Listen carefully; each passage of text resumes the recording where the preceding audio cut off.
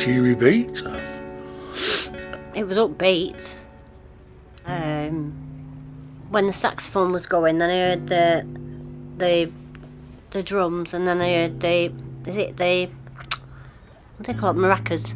It worked well, didn't it? Like the different instruments. Yeah, it made me smile as soon as I heard it. Yeah. As if I'm certain that it was used somewhere before, but I don't know. I think the other thing that came to mind was, well, as somebody who's training in jazz drums, like, this is the kind of stuff that I'd be most familiar with. This is the kind of stuff I'm already working towards, so there was a familiarity in that. I quite liked it. It had quite a nice swing to it. I thought the way the saxophone married with the drums was very nice. Like, the rhythms matched really well, and like the tonality of it went really well, and I feel like you could feel the relationship. You could tell that saxophone player and that person who were playing drums had clearly played a lot of times together in the way they just came together in unison. It was a really nice piece. This is quite happy stuff, you know. It's not my kind of music, I must say that. It was alright. I'm not sure how partial I am to the melody myself.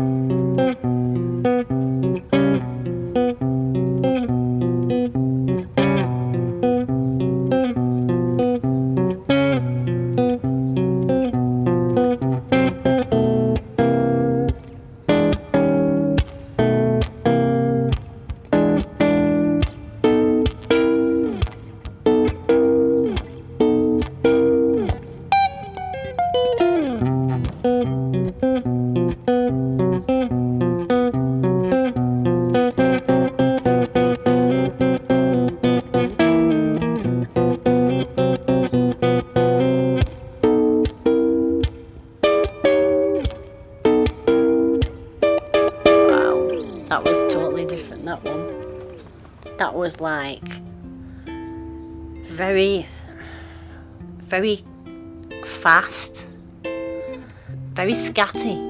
Well, the first impression that comes to mind is this is music for motion pictures. This seriously is. I have no other way to put it. This is the kind of thing that I used to see. I used to have access to a channel called Tech TV growing up. It was an American channel. And every so often they had some really avant-garde and indie films that had anything from experimental electronic to even free jazz like this. And so that was what it reminded me of. And sometimes, like dark, you know, I'd say not thought of, so it was just like, you go, like that type of thing. What can I say? Awful. Sounded more like a jam rather than an actual put together thing. Part of it sounded like a doorbell. I felt probably the opposite with that one. Wasn't very much rhythm to it. I felt it was quite hard to find some sort of like time signature inside that. There was no like pulse. There seemed to be some sort of woodwind instrument in there that was playing some sort of actual notes, but it kind of felt like when you do a group workshop and there's like one or two people who know how to play instruments, then you give everyone else like a maraca and a shaker and stuff, and you just ask them to, you know, play along. That's it might fit in, say, like if an episode of a TV series and somebody's like in the kitchen but everything's going wrong and they're smashing plates and, you know, flowers going everywhere. If you played that, it would probably fit brilliantly. But in terms of a piece of music to listen to, I probably wouldn't listen to something like that.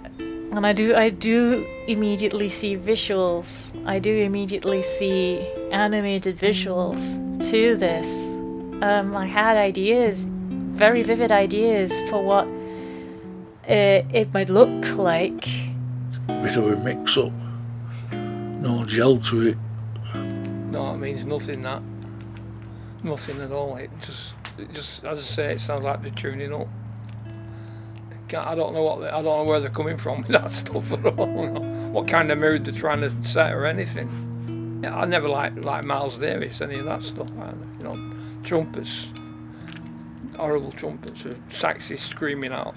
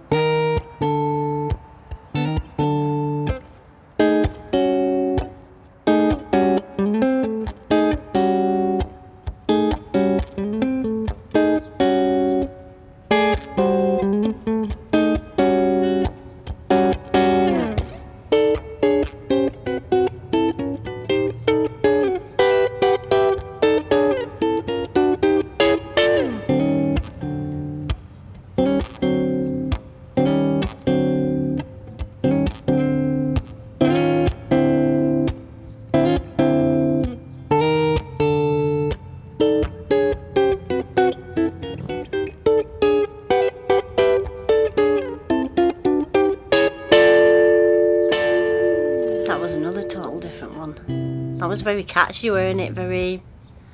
So I'd definitely listen to that in the car. I thought that one was really good. Straight away, that one got me into it. You know, it all seemed to fit together. It had a very nice rhythm and, you know, like beat to it. You could feel the pulse straight away. My head was going. Bit more jazzy, bit one-dimensional though. And what's that synthesizer being played in that? Well, what's that got to do with jazz? Well, immediately it reminded me of one of my favourite game soundtracks of all time. That of a fighting game called Tekken 4, which was PlayStation 2 era. And I don't say this lightly, because there's a degree of seriousness about it, but there's also a degree of movement behind it, which was very common with that soundtrack and with this person's work. It just immediately brought me back to memories of probably one of the best compilations of music, or original music that I'd heard. That was it. This wouldn't be out of place for me if it were used as a rescore of a Tekken game, honestly. Funky. Yeah, I like that. It's very upbeat. You know, you can move to it really easy. No messing. You know, it's funky stuff. It's what they do in warehouses and stuff. Mind-bending stuff.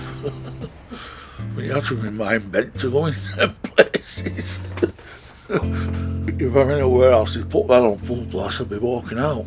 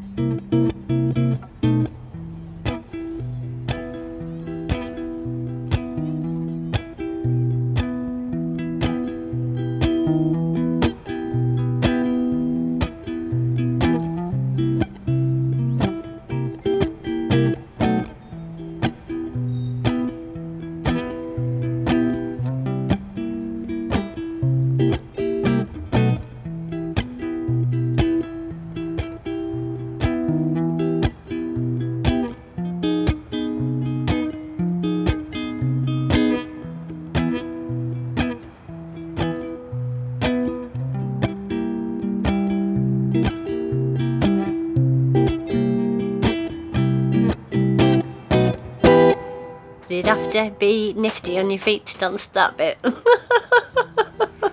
Wouldn't you? Very good. Uplifting.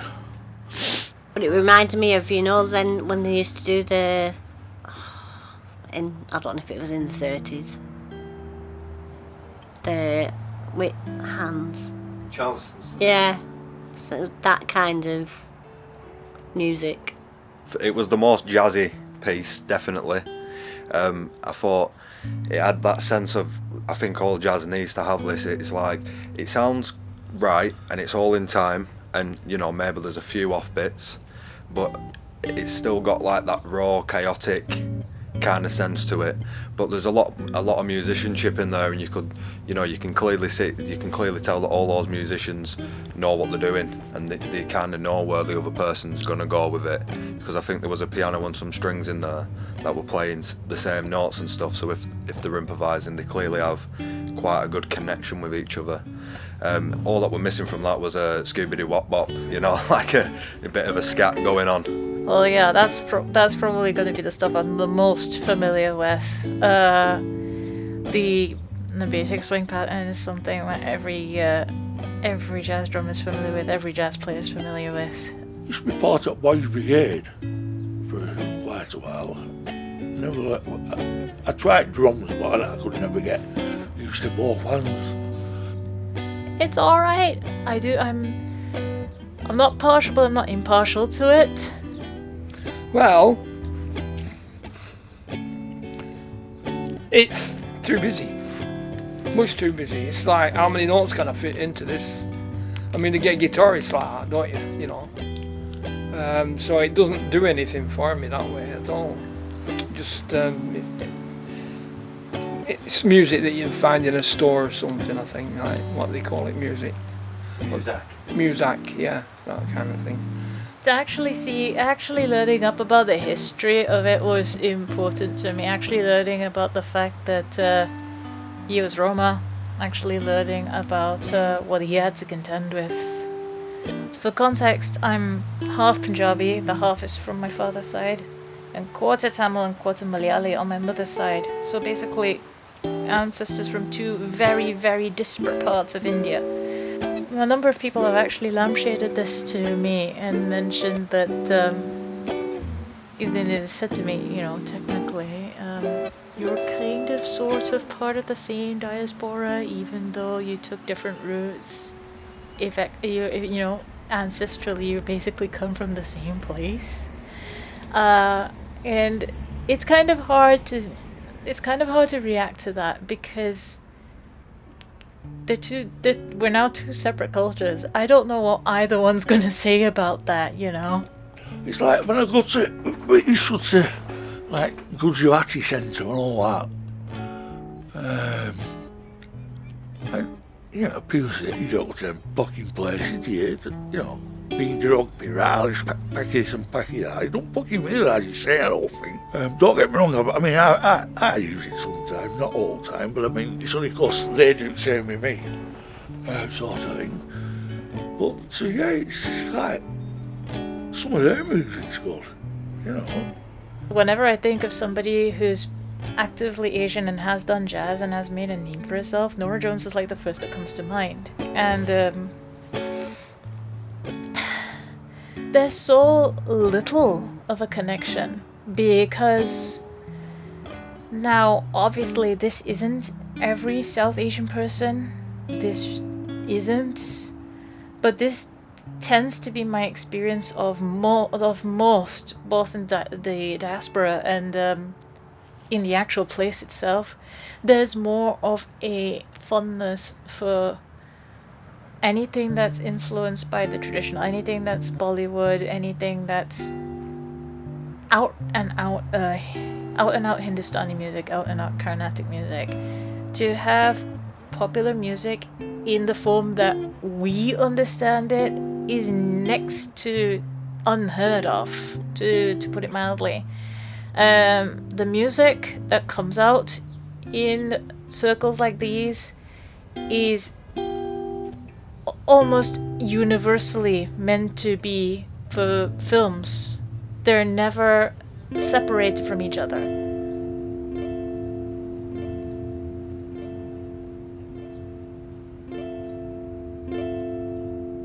I used to listen to jazz, I think. I could build. Is he jazz? I used to listen to him. Is he jazz? He's an actor. He starred in that film with Sigourney Weaver, where he was playing a serial killer. I've never listened to it. I probably have in the background from somewhere, or it's been on a radio channel, or... I mean, I've never thought about it like as more than just a sound and just music.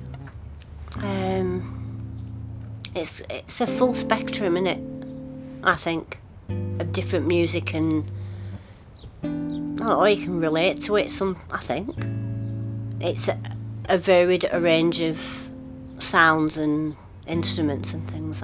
If that makes sense, I think it change your mood. It's a good mood changer, I think. I have quite a complex one. I think I'd always liked it growing up without actually knowing a lot of the context behind it, a lot of the history behind it, a lot of the fraught history behind it. When I was training on the piano very, very many years ago, there was no separate syllabus for jazz and classical. They were all lumped into one, whereas now they are separate, but that's besides the point. When I did come across jazz pieces in those days, they were the first thing I felt was that they were a very welcome departure from the rigid nature of most of what I was training. Classical and pre-classical forms tend to be very restrained. I think that restraint certainly did lessen a lot more in the centuries to come, and that restraint was practically gone with jazz.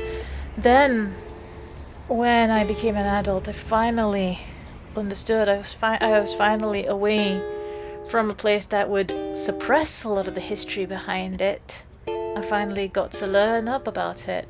I also finally got to understand that jazz, in very many cases, was music of people's culture, people's empowerment, people's rebellion. Jazz being associated with Black America basically also meant that there was an association with change, an association with empowerment that may not have been given by people putting them in employment, or worse, to put it mildly. Also, it got an even better status in my head when jazz was basically banned by Nazi Germany. So, anything that they ban for being degenerate generally is a plus in my book. But I'm fascinated because it's one type of music, isn't it? But then you've got different versions of it. It's fascinating. I think I'll be starting listening to jazz now.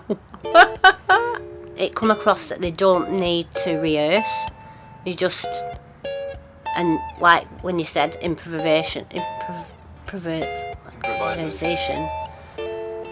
it's quite unique to do that. I'm just amazed by it. Loved it.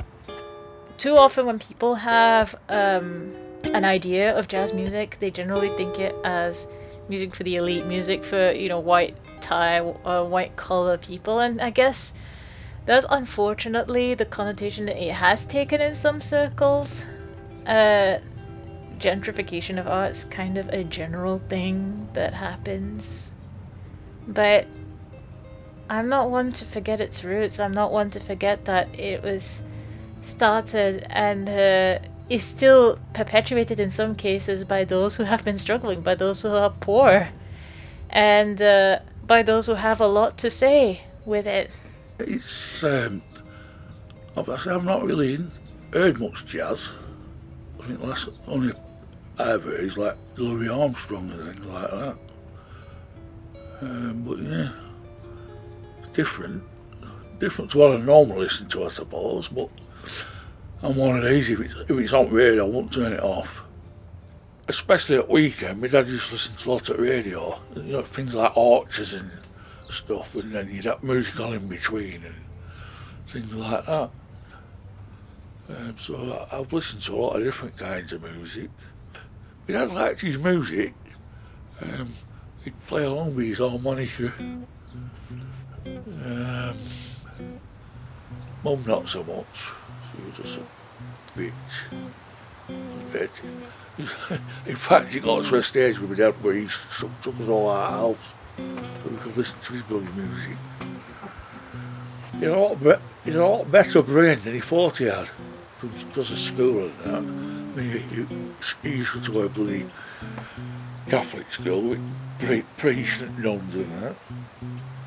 And yeah, so I think only music he ever liked, he turned it off and go on radio, something like gospel. Come to buy out like that. I think that's because it was force fed him, you know. You weren't religious. Same as you just said before, if we'd have known what was going to happen when he died, he'd have told me not to get a bloody priest. He'd told me to piss off. Music for rebellion has taken very many forms over the years. I think in the past it was hip-hop, then it became rock and punk, and now it's become grime and other subgenres of hip-hop again. What I think, whatever people use, whatever is most commonly used as a means of rebellion winds up becoming the music that defines the spirit of a place. And I guess it's no surprise to me that in a lot of cases grime is the go-to. It's not something I would necessarily go to directly, because I think jazz is a bit of a swing and a miss. Like, you can have a great track and then a not so great one, and because it is quite improvised and a bit off the cuff, it can be, for me, I think, a bit hit and miss. But I think for other people, that's what they love about it the most, is that, like I was saying, the rawness and the realness of it, and the kind of, you kind of don't know what's going to happen or what to expect next, or you know how it's all going to just change up. It might change key, it might change time signature or anything, and you know it all just happens in jazz, doesn't it? Which is like a beautiful thing, especially when, like I say, I think the main part of it is you feel the connection between the musicians, and that's a really important thing, because you know, a lot of bands and stuff, it's easy to go into a studio and all record your bits individually and, you know, play it roughly on stage, but to do that sort of thing live on a daily basis takes real connection, not just, like I say, with the other people you're working with, but the music itself. You know, a true ear for where it's going to go and what you want it to be. In terms of like rapping, there's like videos on YouTube where it'll be a beat, but then it'll have words on the screen, and the words change every couple of bars and stuff. So you kind of just, what I do is I practice that way, because it not only helps you to keep going, but it helps you to think of like different words and different ways to rhyme them. I think the only word to describe improvisation or freestyle in anything is like freedom, because that's what it is. It's, you can be and do and say what you want and what you like. Because I think the main goal when I do it personally is just keep going, keep flowing, get into that flow state where you're not even really thinking about what you're doing or what you're saying. It's just coming out of you. I've never heard anyone play. Well, I tell you, there is someone that plays it. Not all the time. They listen to old sporty stars and all that Frank Sinatra music, but then in between you have bits of jazz on. But I used to the bridge on Foul Road, and there was a fellow who's coming out, he used to wear Stetson, and I always thought he was into cowboy music because of the Stetson thing. He was a big jazz fan. He tried to get me to go with him one day to somewhere on Lightfoot Lane. I think it was Lightfoot Lane Church or something. There was some sort of gig on there. But I didn't bother. I suppose he was a bit, I don't know, a bit creepy. A lot older than me. But yeah, it's... But he was a bit eccentric. Yeah, I mean, there's one of the fellas living near me, I don't know who he is, plays Scottish bagpipe music. You want to hear the noise that makes. Oh, it's frightening. All that to be like neighbours. So I do feel like me being a jazz drummer, me being enamored by jazz, I've always felt like a cultural vagabond, and me being enamored by jazz kind of highlights that for even further. Well, it's a funny thing this, because at one time I hated trad jazz. I could build people, I thought, well, what the crap is this? You can't listen to this. And then I went on YouTube and I found this band in New Orleans, and they're a street busking band. I mean, they've been going for years and they've got CDs on, but I'd never heard of them, called Tuba Skinny. And it's all trad, and it's fucking brilliant, honestly.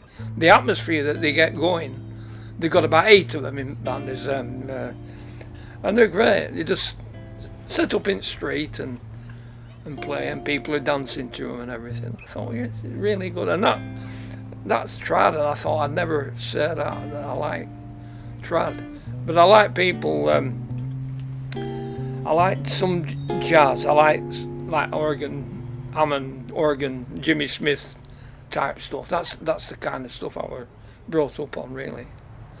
We went to America in '66 and we bought 6 Jimmy Smith albums, and I'd never heard of the guy before, but I just played this one track and I thought, oh, I've got to have this.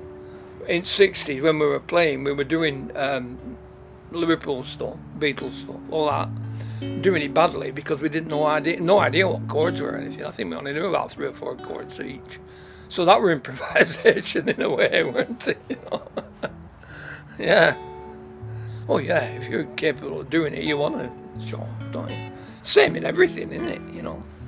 If you've got a really good car and it goes really fast, you want to go fast in it, or a motorbike, or, The only time I've ever done it like that was because I couldn't work my mouth away. I used to play up one of them kazoos. Oh dear. I might go home and I've got one of them DAB radios. So that's a jazz side on that, I think. I might sing a few, listen to a few. So I want to put a content warning on my response ahead of time for sexual harassment and sexual assault real quick.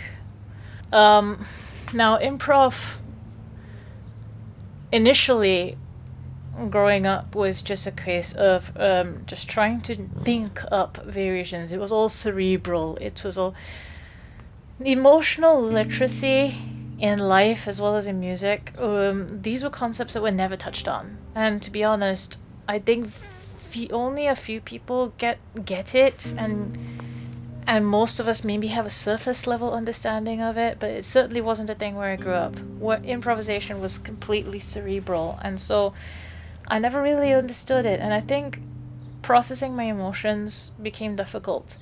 Now, one thing that was especially noticed by Greg was that my emotions came forth when I took to the drum. Now, I wasn't exactly thinking about anything. I wasn't exactly thinking about where a certain piece would go, or how it would sound like, or what I was expected to have it sound like. And I guess that lack of expectation and not knowing did help it to a degree. And so at that point, something clicked in me, in the sense that, maybe I need to be in touch with these emotions. Like I say, I think it captures feelings when you freestyle, and it's less to do with how many syllables got to fit in this space, or what's the melody doing. It's what does it make me feel. But it's like when somebody says to you, what you're thinking about right now, first word that comes in your head. That's what freestyling is, but all the time. The things that are inside your head, more your internal voice than your external, whereas when you write stuff down, it's super easy to overthink and to get into a headspace where it's like, this needs to be this way, or I've done this too much. Whereas when you're going, you're just going. When it's freestyle, it's like, say, freeing. It's like there are no restraints or restrictions. You just go for it. I think jazz is like a big part of that. A lot of jazz musicians, they're very, very, very good and that's why they can do it. Like, I think any form of improvisation is premeditated in itself, in the sense of, I couldn't do a freestyle if I didn't practice rhyming so much, but because my brain automatically can rhyme words to some degree, when I freestyle, it automatically knows where to go, or like, you know, I might not say a word that I want to say, but it'll rhyme, and my brain's doing that on its own, sort of thing. So like, same with like a jazz musician, they'll be playing and they don't necessarily even know what they're playing, but the fingers are just putting them in the correct positions. Have you ever seen a boxer who gets knocked out but they're on the floor and they're still punching in the air? It's because their brain is hardwired to do certain movements under certain circumstances. A big part of my understanding of mental health, a big part of me getting better, mental health wise, was understanding what emotions did to me, to my body, to my mind, to my thought processes, understanding what they would do to me in life, understanding what they would do to others. And when you have that in life, you carry that, of course, to your music. And so I find that the best kinds of music, whether prepared or improvised, is emotionally literate. And when you're coming from a place of emotional literacy, you have to come from a place of complete vulnerability. And herein lies the problem. When I've needed to be vulnerable, especially on my favorite instrument, especially in the drums, I can't begin to describe the amount of catcalls, the amount of harassment, and worse that I have faced for exercising that fundamental artistic need to be vulnerable. I think a lot of my fears of improvising as a drummer come from the fact that I have not really been in circles where I felt safe.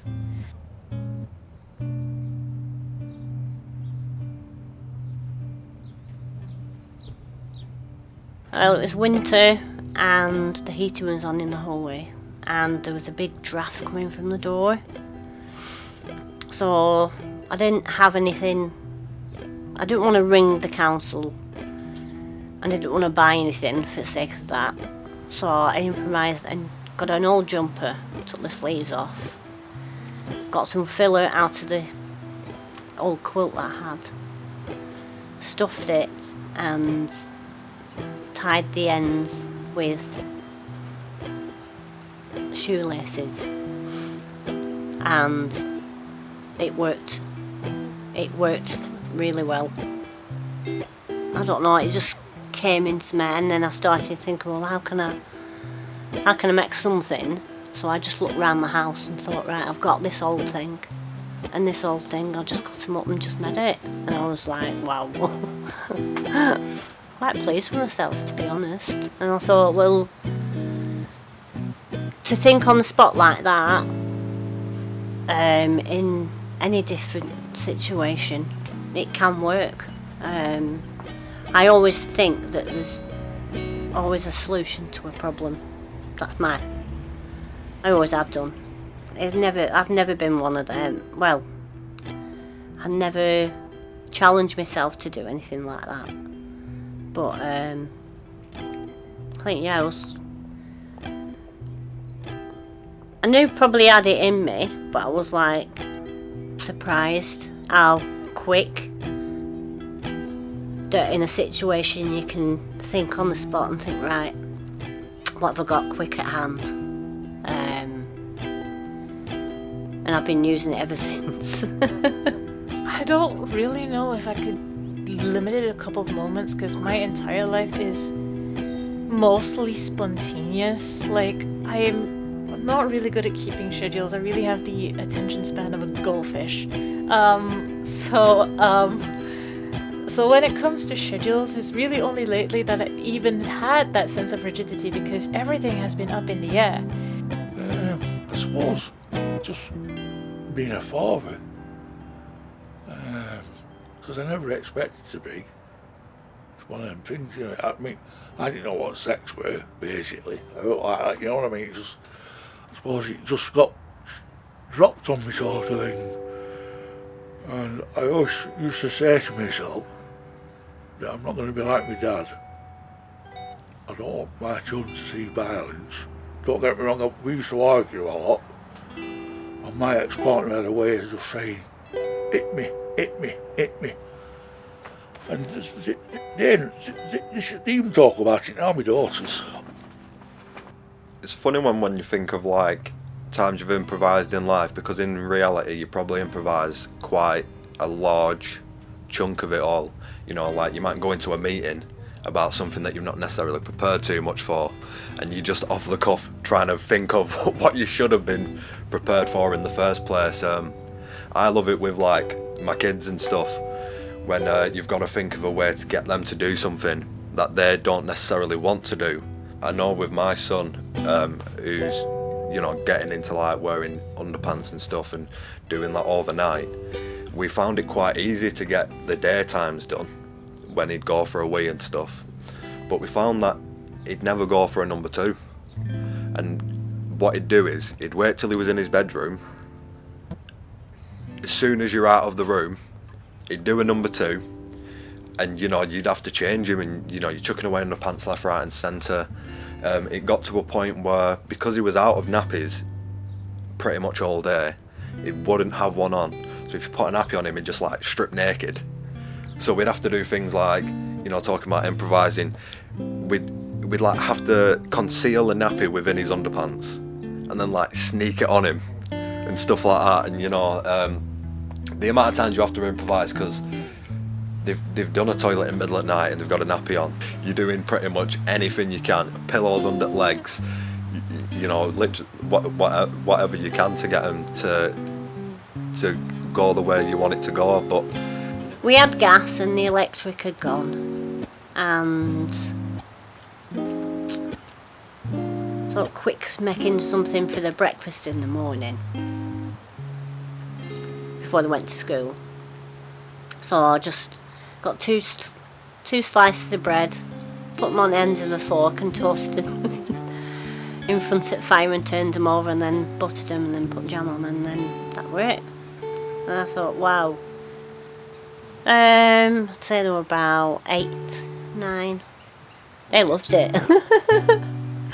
They was like, wow, this is better than having it in the toaster, Mum. And then there was melting, like, you know, the chocolate digestives. So, like, and then,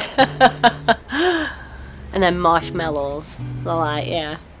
Yeah, I mean, you do, don't you? You play Cowboys and Indians and things like that when you were a kid, and you're improvising. Brookfield Park with Wild West, as far as we were concerned, you know. And it were true, yeah. Down on Brook, yeah. Sandhills, yeah. Well, there weren't a lot of kids around when I came from prefabs on Grange Avenue. So there weren't a lot my age. Now, my brother, who's 5 years younger than me, there were a lot of kids for him to play with. You know, so by the time I came, I think I was 7 when I moved here. So from 7 till being a teenager, to starting work, you were all playing out on there all the time. I remember my brother had Davy Crockett hat, you know, and a 6-shooter with cap pistol and stuff like that. Yeah. Just bullshit stuff. I used to have kids used to come out in back garden, and Charlotte, because you're a bossy gal, they used to have their own girls group, and I used to encourage them with that. That's probably why she likes music so much now. You know, I bet you went down and knocked on her door like music with full blast. It was funny to watch, you know, and I used to say to her, you're not bad. But then, you know, but yeah, I suppose I've always been one that when shit hits fan, like it used to with ex-partner, with kids and that, I was always someone they come to, because they knew that I'd listen. And what we do ultimately is trying to adapt to something or other. And We don't really recognize a lot of these little moments of improv because they're just so everyday at this point, and I think we've come to accept something of each other's way of functioning, that these things are inevitable at this point. So I guess that's the best I can say about it. Needing to actually just change plans, needing to actually say, well, we won't go out.